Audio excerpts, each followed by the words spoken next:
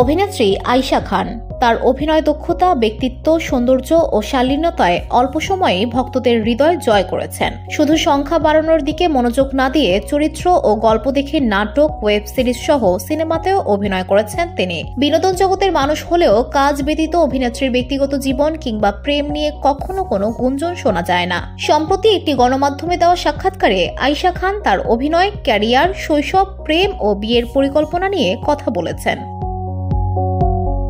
নিজের প্রেম প্রসঙ্গে অভিনেত্রী বলেন, স্কুল লাইফ থেকেই আমি খুবই রাফ অ্যান্ড টাফ পার্সোনালিটি নিয়ে চলাফেরা করতাম। এটার জন্য হয়তোবা কেউ প্রপোজাল বা প্রেমের সাহসটা করতে পারেনি, আর যারা করেছেন তাদের সঙ্গে হয়তো কথা বলেছি, বোঝার চেষ্টা করেছি। একটা সময়ে তাদের কোনো নির্দিষ্ট বিষয় চোখে পড়ার পর মনে হয়েছে দূরত্ব বজায় রাখাই ভালো। ধুলো, ময়লা ও ক্ষতিকর ধূলিকণা থেকে নিমিষেই মুক্তি দেয় চৌধুরী এয়ার পিউরিফায়ার।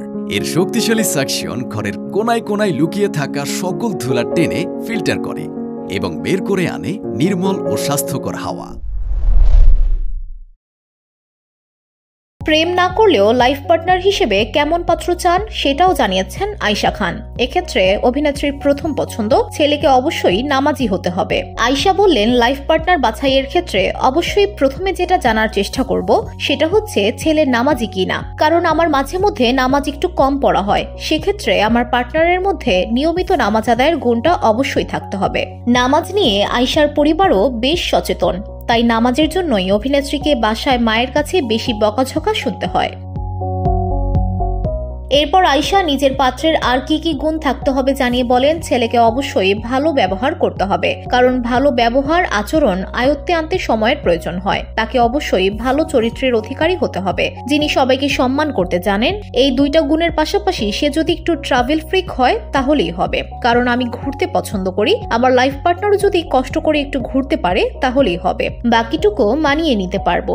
অভিনেত্রী মনে হয় তার বিয়ে নিয়ে একটু বেশি কৌতূহলী।